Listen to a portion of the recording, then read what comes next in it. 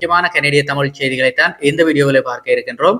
இதுவரைக்கும் சேனலை சப்ஸ்கிரைப் செய்யாத நேர்கள் இருந்தால் இப்போதே சப்ஸ்கிரைப் செய்து கொள்ளுங்கள். விரிவாக பார்க்கலாம் நேர்களே. முதலாவது விடயம், நாடாளுமன்ற குழுக்களினுடைய கட்டுப்பாட்டை கையில் எடுக்கின்ற செயற்பாட்டிலே ஆளும் லிபரல் கட்சி இறங்கி இருக்கின்றது. அதாவது சமீபத்திலே நடைபெற்ற 3 நாடாளுமன்ற இடைத்தேர்தல்களில் வெற்றி பெற்று 174 இடங்களுடன் நாடாளுமன்றத்திலே தங்களுடைய பெரும்பான்மையை உறுதி செய்துள்ள ஆளும் லிபரல் கட்சியானது நாடாளுமன்ற குழுக்களிலும் முழு ஆதிக்கத்தை செலுத்த திட்டமிட்டிருக்கின்றது. நாடாளுமன்ற குழுக்களில் தங்கள் கட்சிக்கு அதிக வாக்குரிமை கிடைக்கும் வகையில் தற்போதைய விதிமுறைகளை, அதாவது ஸ்டாண்டிங் ஆர்டர்ஸை மாற்றியமைக்க இருப்பதாக நாடாளுமன்ற கட்சி தலைவர் ஸ்டீவ் மெக்கின்னன் அதிகாரபூர்வமாக அறிவித்திருக்கின்றார். மத்திய மாகாண அரசுகளுக்கு இடையே ஏற்கனவே வர்த்தக பேச்சுவார்த்தைகள் மற்றும் பல்வேறு கொள்கை முரண்பாடுகள் நிலவி வருகின்ற பதட்டமான சூழ்நிலையிலே இந்த நகர்வு மேற்கொள்ளப்பட்டிருக்கின்றது. ஆளும் கட்சியின் இந்த முடிவு முற்றிலும் ஒருதலைபட்சமானது என எதிர்க்கட்சிகள் கடும் கண்டனம் தெரிவித்திருக்கின்றது. இம்மாற்றங்கள் குறித்த முறையான நாடாளுமன்ற நடவடிக்கைகள் விரைவில் தொடங்கும் என்று எதிர்பார்க்கப்படுகிறது. இதேவேளை கியூபெக் மாகாணத்தின் புதிய அமைச்சரவை கடந்த செவ்வாய்க்கிழமை அன்று அதிகாரப்பூர்வமாக அறிவிக்கப்பட்டது.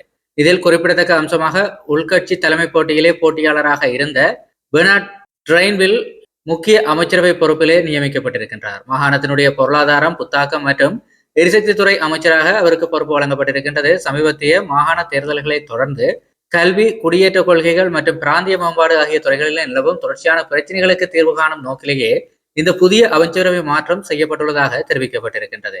இதேவேளை கேத்தரின் புளூயின், மத்யூ லோஸ்வேக் உள்ளிட்ட புதிய முகங்களுக்கும் அமைச்சரவையிலே வாக்களிக்கப்பட்டிருக்கின்றது. இது முந்தைய ஆட்சியின் தொடர்ச்சியை உறுதி செய்வதோடு மாகாண நிர்வாகத்தை வலுப்படுத்தும் ஒரு முக்கிய அரசியல் நகர்வாக பார்க்கப்படுகிறது. இதேவேளை பிரிட்டிஷ் கொலம்பியாவினுடைய பிரீமியர் டேவிட் ஏபி அரசின் முக்கிய கொள்கைகள் மற்றும் சட்ட முன்வரைவுகளில் தனது நிலைப்பாட்டை தொடர்ந்து மாற்றி வருவது அரசியல் வட்டாரங்களில் பெரும் பேசுபொருளாக மாறியிருக்கின்றது. குறிப்பாக மாகாணத்தின் வீட்டு வசதி திட்டங்கள் மற்றும் பூர்வ குடிமக்களின் உரிமைகள் தொடர்பான சட்டங்களில் அவர் முன்னுக்கு பின் முரணாக செயற்பட்டு வருவதாக புகார்கள் எழுந்திருக்கின்றது. இந்த அரசாங்கத்தை உண்மையில் யார் வழிநடத்துகிறார்கள் என எதிர்க்கட்சிகள் சரமாரியாக கேள்வி எழுப்பி வருகிறார்கள். அரசின் தெளிவற்ற நிலைப்பாடு காரணமாக மாகாணத்தின் முக்கிய திட்டங்கள் முடங்கும் அபாயம் உள்ளதாகவும் முதல்வர் தனது கொள்கை நிலைப்பாட்டை தெளிவாக விளக்க வேண்டும் எனவும் கோரிக்கைகள் வலுத்திருக்கிறது. இதேவேளை ஒன்டாரியோ மாகாண அரசின் பயன்பாட்டுக்காக $28.9 மில்லியன் செலவிலே 2016ஆம் ஆண்டு தயாரிக்கப்பட்ட பொம்பார்டியர் சேலஞ்சர் 650 ரக பிரத்யேக விமானத்தை வாங்கியது பெரும் சர்ச்சையாக மாறியிருந்தது. ஏற்கனவே இதை பற்றி விரிவாக நாங்கள் கடந்த செய்திகளிலே பார்த்திருக்கின்றோம். இந்த நிலையிலே இது குறித்து விளக்கமளித்த ஒன்டாரியோ முதல்வர் டக்போர்ட், நிலப்பரப்பிலும் பொருளாதாரத்திலும் இவ்வளவு பெரிய மாகாணத்திற்கு சொந்தமாக ஒரு அரசாங்க விமானம் கூட இல்லாதது சற்று தர்மசங்கடமான விஷயம் என்று தெரிவித்தார். மேலும் வடக்கு ஒன்டாரியோவின் தொலைதூர பகுதிகளுக்கு செல்லவும் காட்டுத்தீ போன்ற அவசரகால நடவடிக்கைகளுக்கும் இந்த விமானம் மிகவும் உதவியாக இருக்கும் என்றும் அவர் நியாயப்படுத்தியிருந்தார். இருப்பினும் எதிர்க்கட்சிகளான NDP மற்றும் பசுமை கட்சியின் கடும் விமர்சனங்கள் மற்றும் மக்கள் மத்தியில் ஏற்பட்ட அதிருப்தியை கருத்தில் கொண்டு வாங்கிய அதே விலைக்கு விமானத்தை உடனடியாக திருப்பி விற்க தனது அதிகாரிகளுக்கு அவர் உத்தரவிட்டிருக்கின்றார். இதேவேளை அரசு முறை பயணங்களுக்காக தனி விமானங்கள், அதாவது பிரைவேட் ஜெட்ஸ் அல்லது பட்டய விமானங்கள் எனப்படுகின்ற சார்ட்டர் பிளைட்ஸை பயன்படுத்துவது குறித்து கனடா முழுவதும் உள்ள மாகாண பிரீமியர்களிடம் மேற்கொள்ளப்பட்ட ஆய்விலே பல்வேறு வகையான கருத்துக்கள் வெளிவந்திருக்கின்றது. சில மாகாண மற்றும் பிராந்திய பிரீமியர்கள் தொலைதூர பகுதிகளுக்கு பயணிக்கவும், நேரத்தை மிச்சப்படுத்தவும், பாதுகாப்பு காரணங்களுக்காகவும், அதாவது குறிப்பாக பொது விமானங்களில் ஏற்படும் இடையூறுகளை தவிர்ப்பதற்காகவும் தனி விமான பயன்பாடு அவசியம் என்று வாதிடுகிறார்கள். மாறாக சில முதல்வர்கள் மக்களின் வரிப்பணத்தை சேமிக்கும் நோக்கிலே பொது வணிக விமானங்களையே தொடர்ந்து பயன்படுத்தி வருகிறார்கள். அரசாங்கத்தின் செலவினங்கள் மற்றும் நிதி வெளிப்படைத்தன்மை குறித்த விவாதங்கள் நாடு முழுவதும் தீவிரமடைந்திருக்கின்ற நிலையிலே இந்த அறிக்கையும் முக்கியத்துவம் வாய்ந்த ஒன்றாக மாறியிருக்கின்றது. இதேவேளை அமெரிக்காவுடன் கனடாவினுடைய நெருக்கமான பொருளாதார சார்பை அமெரிக்கா ஒரு ஆயுதமாக பயன்படுத்தி வருவதாக கனடா அமெரிக்கா வர்த்தகத்துறை அமைச்சரான டொமினிக் லெப்லாண்ட் பகிரங்கமாக குற்றம் சாட்டியிருக்கின்றார். நீண்ட காலமாக ஒரே சந்தையை, அதாவது அமெரிக்காவை மட்டுமே அதிகம் நம்பியிருந்ததே தற்போதைய நெருக்கடிக்கு காரணம் என அவர் சுட்டிக்காட்டினார். இருப்பினும் கனடா, அமெரிக்கா மற்றும் மெக்சிகோ இடையிலான முத்தரப்பு வர்த்தக ஒப்பந்தம் எவ்வித பாதிப்புமின்றி தொடர வேண்டும் என்பதே கனடாவின் உறுதியான நிலைப்பாடு என அவர் தெளிவுபடுத்தினார். வருகின்ற ஜூலை 1ஆம் தேதி நடைபெறவுள்ள CGSMA மறு ஆய்வு கூட்டம் என்பது ஒரு சோதனை சாவடி மட்டுமே, அது ஒரு முடிவு அல்ல என கனடாவினுடைய தலைமை வர்த்தக பேச்சாளர் தெரிவித்திருக்கின்றார்.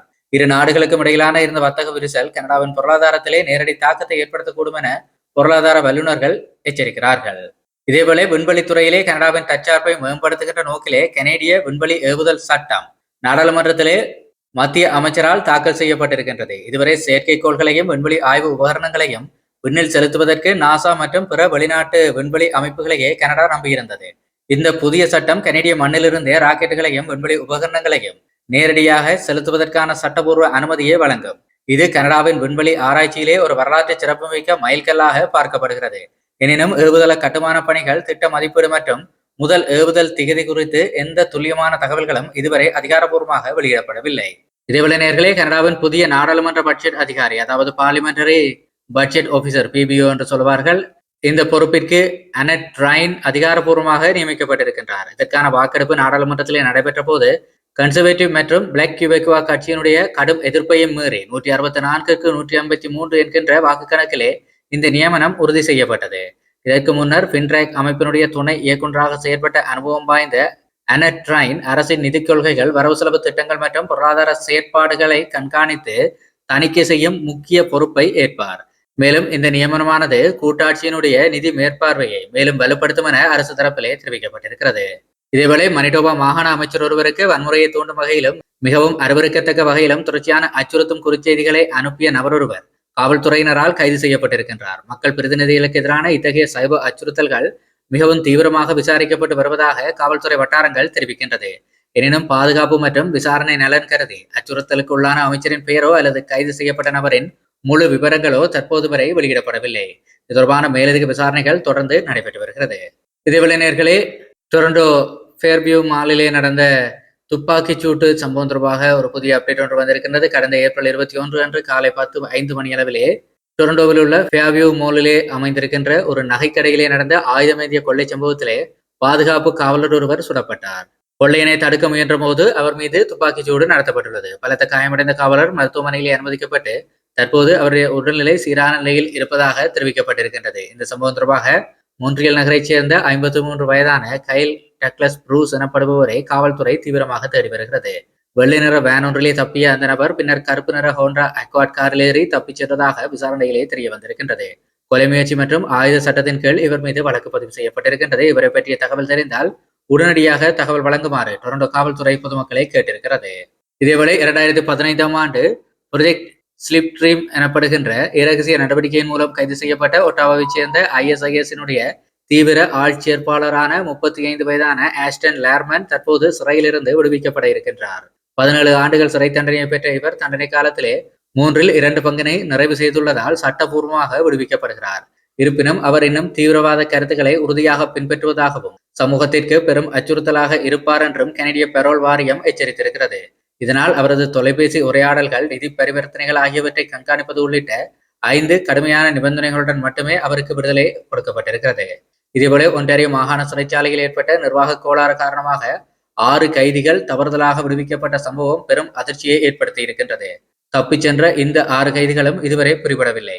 அவர்களை காவல்துறை தீவிரமாக தேடி வருகிறது. மாகாண முதல்வர் டக்போர்ட் இந்த சம்பவம் குறித்து தனது அதிருப்தியை வெளியிட்டிருக்கின்றார்.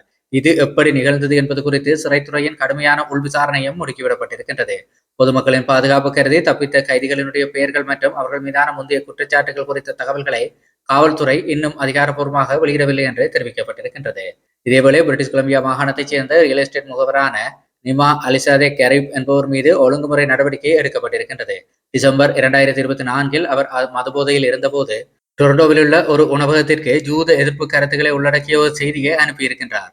இதற்கு பொறுப்பேற்று அவர் குற்றத்தை ஒப்புக்கொண்டதை அடுத்து பிரிட்டிஷ் கொலம்பியா நிதி சேவைகள் ஆணையம் அவருக்கு அபராதம் மற்றும் கட்டாய கல்வி வகுப்புகளில் பங்கேற்க வேண்டும் என உத்தரவிட்டிருக்கின்றது. இது கிரிமினல் குற்றம் அல்ல என்றாலும் தொழில்முறை விதிகளின் கீழ் இந்த ஒழுங்குமுறை நடவடிக்கை மேற்கொள்ளப்பட்டிருக்கின்றது.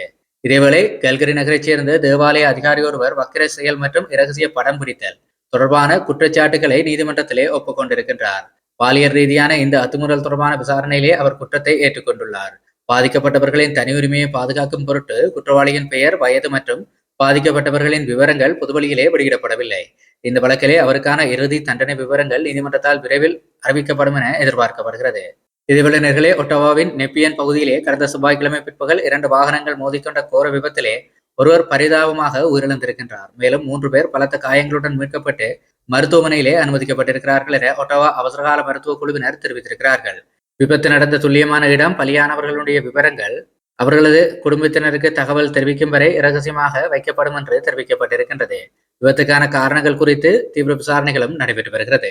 அடுத்த முக்கியமான செய்தியை பார்த்தமாக இருந்தால் நேர்களே, கனடாவின் பல மாகாணங்களில் பனி உருகி வசந்த காலம் தொடங்கியுள்ள நிலையிலே ஒன்டாரியோ மற்றும் மனிடோபாவின் பல பகுதிகளை வரலாறு காணாத வெள்ளப்பெருக்கு சூழ்ந்திருக்கின்றது. குறிப்பாக கிரேட்டர் சட்பரி நகரிலே நிலைமை கைமீறி சென்றதால் மேயர் பால் லெபெப்ரே அங்கு அவசர நிலையை பிரகடனப்படுத்தி இருக்கின்றார். பல முக்கிய சாலைகளும் துண்டிக்கப்பட்டுள்ளதுடன் மக்களின் வீடுகளுக்குள் வெள்ளம் புகும் அபாயமும் ஏற்பட்டிருக்கின்றது. இதேபோல மனிடோபா மாகாணத்தில் உள்ள ஃபர்ஸ்ட் நேஷன்ஸ் பூர்வக்குடி மக்களும் வெள்ள அபாயத்தால் கடுமையாக பாதிக்கப்பட்டிருக்கிறார்கள். அங்கு மருத்துவ உதவி தேவைப்படும் முதல் நிலை முன்னுரிமை உள்ள குடியிருப்பாளர்களை பாதுகாப்பான இடங்களுக்கு வெளியேற்றும் பணிகளும் முடுக்கிவிடப்பட்டிருக்கின்றது. இதுவரை உயிர்ச்சேதம் ஏதும் அதிகாரப்பூர்வமாக பதிவாகவில்லை என்றாலும் பேரிடர் மீட்பு படையினர் தொடர்ந்து விழிப்புணர்வுடன் செயற்பட்டு வருகிறார்கள். இதேவேளை வடக்கு ஒன்டாரியோவின் கடுமையான குளிரிலே திசை மாறி உறைந்து போகும் அபாயகரமான நிலையிலே சிக்கியிருந்த பெண்ணொருவரை தேடுதல் மற்றும் மீட்பு குழுவினர் உயிரோடு மீட்டிருக்கிறார்கள். இந்த திக் மீட்பு பணியின் வீடியோ காட்சிகள் தற்போது செய்திகளில் வெளியாகி பலரது கவனத்தையும் ஈர்த்திருக்கின்றது. பாதிக்கப்பட்ட பெண்ணின் தனி உரிமையை கருத்தில் கொண்டு அவர் மீட்கப்பட்ட துல்லியமான இடமோ அல்லது அவரது அடையாளங்களோ காவல்துறையால் வெளியிடப்படவில்லை. இதேவேளை நேர்களே, நியூ ஃபவுண்ட்லேண்ட் மற்றும் லெபரடர் மாகாணத்திலே 2015 முதல் 2020 வரையிலான காலகட்டத்திலே முசுவா என்னும் பூர்வக்குடி சமூகத்தைச் சேர்ந்த 6 இளைஞர்கள் அடுத்தடுத்து உயிரிழந்தது தொடர்பான நீதி விசாரணை அறிக்கை தற்போது வெளியாகி இருக்கின்றது. இந்த மரணங்களுக்கு வரும் தனிப்பட்ட காரணங்கள் மட்டுமன்றி சிறுவர்களை வெகு தொலைவில் உள்ள காப்பகங்களில் அடைத்து வைத்தது, அவர்களது சொந்த சமூகத்தில் நிலவும் வறுமை மற்றும் போதை பழக்கம் போன்ற 12 அமைப்பு ரீதியான தோல்விகளே முக்கிய காரணம் என விசாரணை குழு அம்பலப்படுத்தி இருக்கின்றது. இந்த அறிக்கை பூர்வக்குடி மக்களுக்கான அடிப்படை உரிமைகள் குறித்தும் அவர்களுடைய பாதுகாப்புகள் குறித்தும் பெரும் விவாதத்தை கிளப்பி இருக்கின்றது. இத்துடன் இன்றைய நாளுக்கான கனடிய செய்திகளினுடைய தொகுப்பு முடிவுக்கு வருகிறது. நேயர்களே, செய்திகளை உடனுக்குடன் பெற்றுக்கொள்ள சேனலை மறக்காம சப்ஸ்கிரைப் செய்திருப்பதோடு நம்முடைய கனடிய செய்திகளுக்கான வாட்ஸ்அப் குழுவில் இணைந்திருப்பதை உறுதிப்படுத்திக் கொள்ளுங்கள். நன்றி.